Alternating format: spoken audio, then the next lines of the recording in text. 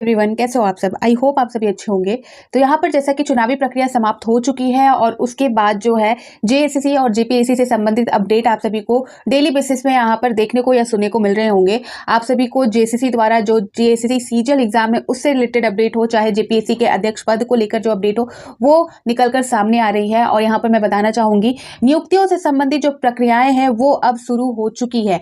और यहाँ पर आप सभी को मैं बताना चाहूंगी कि बहुत रफ्तार से ये सारी चीजें होने वाली है। तो प्लीज़ आप अवेयर रहे और जो भी अपडेट होगी, जो भी इंफॉर्मेशन होगी, ऑफिशियल नोटिस होगी, वो मैं आप सभी को अपने इसी चैनल पे क्लियर कर दूंगी। तो यहाँ पर आप टेंशन बिल्कुल ना रखे, बल्कि आप यहाँ पर थोड़ा अवेयर रहे, थोड़ा अप टू डेट रहे। ठीक है, तो इस वीडियो में हम बात करेंगे जेपीएससी और जेएसएससी से संबंधित कुछ अपडेट जो कि निकलकर सामने आ रही है। और आपको स्क्रीन पर दिख रहा होगा ये न्यूज़पेपर की कटिंग है और इसमें जो है जेपीएससी और जेएसएससी के अध्यक्ष पद को लेकर जो है बातें की गई है, जिसे मैं यहाँ पर क्लियर करूंगी। ठीक है, वैसे आप सभी को बता दूं कि जेएसएससी सीजीएल को लेकर जो है अभी भी कमेंट आ रहे हैं कि क्या होने वाला है। तो कल यानी कि 3 दिसंबर, ठीक है, 3 दिसंबर को जो है कल सुनवाई है। ठीक है, कल, आज 2 दिसंबर है आपका, तो कल 3 दिसंबर है। कल की जो सुनवाई होगी, वैसे तो यहाँ पर मैंने ऑलरेडी बोला है कि 80% चांसेस ही है रिजल्ट अनाउंस होने के, रिजल्ट आने के, और जल्दी आ जाएंगे और इसी महीने आएंगे यानी कि दिसंबर को। लेकिन कल का दिन देखने वाला रहेगा कि कल जो सुनवाई होगी उसमें जो जज है उनका क्या फैसला होता है। अगर उन्होंने कोई ठोस कदम नहीं उठाया, ठोस फैसला नहीं दिया, या एक तरह से बोल दे, या उन्होंने रिजल्ट की प्रक्रिया को रोकने से संबंधित कोई निर्देश नहीं दिया, तो आपका रिजल्ट यहाँ पर 100% कन्फर्म है। ठीक है, तो जेएसएससी सीजीएल से रिलेटेड जो आप सभी डाउट पूछ रहे थे, जो आप सभी बार बार रिजल्ट या रद्द, वैसे स्टार्टिंग से मैंने बोला है जो सिचुएशन वगैरह देखकर। तो यहाँ पर कल का भी दिन जो है जेएसएससी सीजीएल को लेकर महत्वपूर्ण है। कल अगर जो है सुनवाई प्रक्रिया में इस तरह का कोई भी अपडेट आ जाता है जिससे कि रिजल्ट को जारी ना किया जाए, तो रिजल्ट आपका जारी नहीं होगा। लेकिन अगर कोई ठोस नहीं आता या कुछ भी अपडेट नहीं निकल कर आती रिजल्ट से संबंधित या परीक्षा से संबंधित, तो आपका 100% श्योर है कि आपका जो है रिजल्ट ही अनाउंस होगा। ठीक है, तो अब जो आज की अपडेट निकल कर आई है उसके बारे में यहाँ पर हम बात कर लेते हैं। ठीक है, तो प्लीज आप इस वीडियो को शेयर जरूर कर दीजिएगा, पूरा जरूर देखिएगा। और जो फर्स्ट टाइम इस वीडियो को देख रहे हैं, इस चैनल पे आए हैं, तो प्लीज आप इस चैनल को सब्सक्राइब जरूर कर दीजिएगा। तो जैसे कि आज की अपडेट में आप देख सकते हो, यहाँ पर नियुक्ति प्रक्रिया को गति देने के लिए जेपीएससी और जेएसएससी में अध्यक्ष की नियुक्ति जरूरी। ठीक है, अध्यक्ष विहीन जेपीएससी प्रभार में जेएसएससी और रिक्त है सदस्य राजस्व पार्षद का पद। ये सारी, क्योंकि अगर ये पद खाली होंगे तो जो नियुक्ति प्रक्रिया है वो होंगी ही नहीं। ठीक है, जेपीएससी का ही आप देख सकते हो, अगस्त महीने से जो पद खाली है उसके बाद से जो जेपीएससी की सारी व्यवस्था जो रुक सी गई है, तो वो बिल्कुल रुकी हुई है। और अगर जब तक जो है अध्यक्ष पद को नहीं भरा जाएगा, तब तक आगे की भी जो प्रक्रिया है या परीक्षाएं हैं वो नहीं हो पाएंगी। तो यहाँ पर इसी से संबंधित जो है बताया जा रहा है कि मुख्यमंत्री हेमंत सोरेन ने पदभार ग्रहण करते ही नियुक्ति प्रक्रिया को गति देने अपने सर्वोच्च प्राथमिकता में शामिल किया। तो यहाँ पर आप देख सकते हो, फर्स्ट में ही इन्होंने बोला है कि जो सीएम है, जो विधानसभा चुनाव के बाद जो हमारे सीएम बने हैं हेमंत सोरेन, तो उनके द्वारा बोला गया है कि सबसे पहले उनका इंपॉर्टेंट दिया गया है जो नियुक्ति प्रक्रिया है उसे तेजी से कराई जाने की। लेकिन राज्य में युवाओं को रोजगार देने के लिए जेपीएससी जेएसएससी में अध्यक्ष की नियुक्ति करना जरूरी है। कारण यह है कि जो प्रतियोगिता परीक्षा आयोजित कराने का मुख्य जिम्मेदारी निभाने वाला संस्थान है पूरी तरह से अव्यवस्थित है। तो अध्यक्ष पद नहीं होने की वजह से जो है जेपीएससी में जो अभी तक कोई भी काम जो है, जब से पद खाली हुआ है तब से नहीं हो पाया है। आप सभी के सामने ये सारी चीज़ें, यहाँ तक कि जेपीएससी मेंस का जो रिजल्ट है 11 to 13 जेपीएससी मेंस का रिजल्ट भी अटका हुआ है इसी कारण से। ठीक है, यहाँ पर देख सकते हैं, आगे बताया जा रहा है कि झारखंड लोक सेवा आयोग यानी कि जेपीएससी में 22 अगस्त 2024 से अध्यक्ष का पद जो है रिक्त है और झारखंड कर्मचारी चयन आयोग जेएसएससी के अध्यक्ष पद का भी भार में है। तो यहाँ पर जेपीएससी वाला तो आपको पता ही है अभी तक खाली है, जेएसएससी वाला भी इसलिए बोला जा रहा है, आप सभी को पता होगा।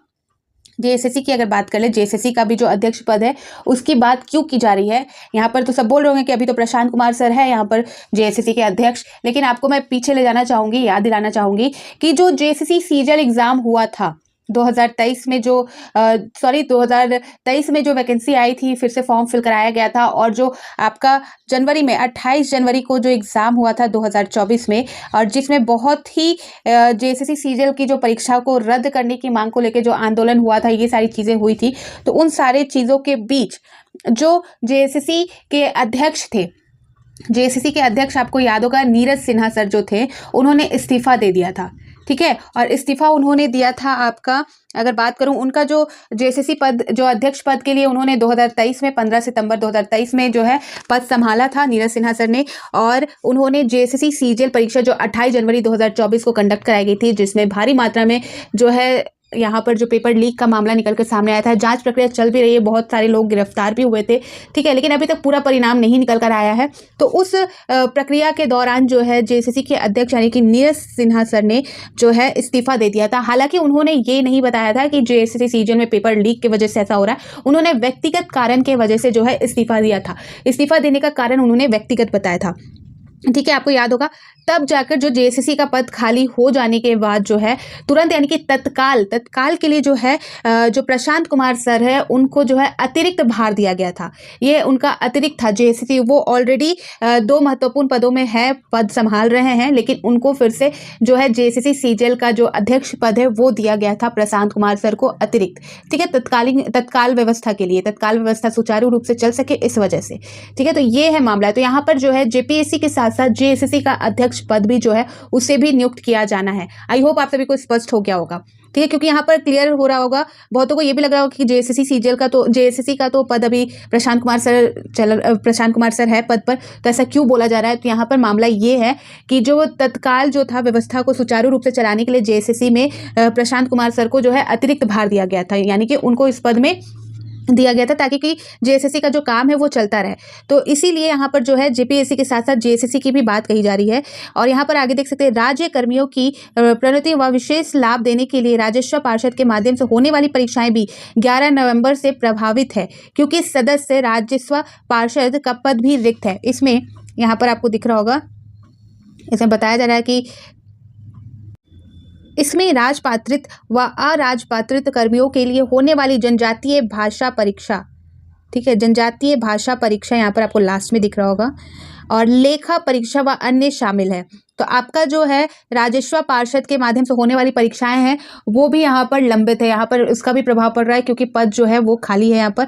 और इसके अंतर्गत जो है जनजातीय भाषा परीक्षा और लेखा परीक्षा व अन्य परीक्षा शामिल है। यहाँ पर बताया जा रहा है कि आधिकारिक सूत्रों का कहना है कि नई सरकार के गठन के बाद स्थिति में सुधार की उम्मीद है, ठीक है। तो यहाँ पर जो है अभी जो सरकार बनी है उसको लेकर बहुत सारी उम्मीदें हैं कि इन सरकार के कार्यकाल में जो है ये सारी चीज़ें होने वाली है।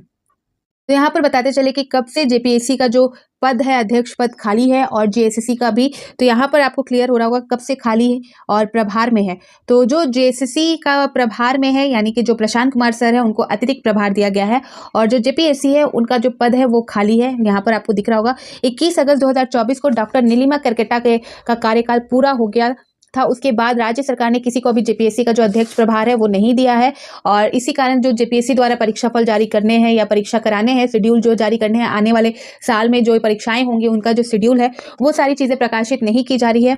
और यहाँ पर अगर बात कर ले जेएसएससी की, तो यहाँ पर देख सकते हैं इसी तरह जो है नीरज सिन्हा ने जेएसएससी अध्यक्ष पद से इस्तीफा देने के बाद राज्य सरकार ने तत्कालिक व्यवस्था के तहत 21 फरवरी 2024 को वित्त सचिव प्रशांत कुमार को जेएसएससी के अध्यक्ष पद का अतिरिक्त प्रभार सौंपा, ठीक है। तो जैसा कि मैंने आपको पहले ही क्लियर कर दिया कि अतिरिक्त प्रभार सौंपा, उसी समय से जेएसएससी जैसी संस्था के अध्यक्ष का पद भी प्रभार में ही संचालित है। तो यहाँ पर जो दोनों संस्था है, जो दोनों महत्वपूर्ण संस्था है जिनके द्वारा महत्वपूर्ण परीक्षाएं कराई जाती है और कराई जा रही है, तो इसी तरह जेपीएससी और जेएसएससी का जो पद है अध्यक्ष पद वो खाली है और जल्द से जल्द इसे भरा भी जाएगा। और यहाँ पर आपको दिख भी रहा होगा जो है यहाँ पर आईएएस के 60 पद खाली, अतिरिक्त प्रभार में है दर्जन भर ऑफिसर। तो ये सारी चीज़ भी यहाँ पर आपको देखने को मिल जाएंगे, जो पद है खाली है, और इस सारी चीज़ों को लेकर जो है अब चर्चा हो रही है और जल्द ही ये देखने को मिलेगा कि इन सारे पदों को भरा जाएगा, ताकि जल्द से जल्द जो परीक्षाएँ रुकी हुई है जो, और 2025 आप सभी को पता है कि आने वाला है, नया साल आने वाला है, उस साल का भी जो शेड्यूल होता है, एग्जामिनेशन होंगे, वो जो है उससे भी संचालित करना है। इसलिए यहाँ पर जल्द से जल्द अध्यक्ष पद को भरा जाना बहुत ही ज़रूरी है, ठीक है। तो ये अपडेट थी जो आज के न्यूज़पेपर के अकॉर्डिंग है। आई होप आप सभी को सारी चीज़ें क्लियर हो गई होंगी, और कोई डाउट है तो आप कमेंट सेक्शन में पूछ सकते हो, और फिर मिलती हूँ नए अपडेट के साथ। तो बाय बाय।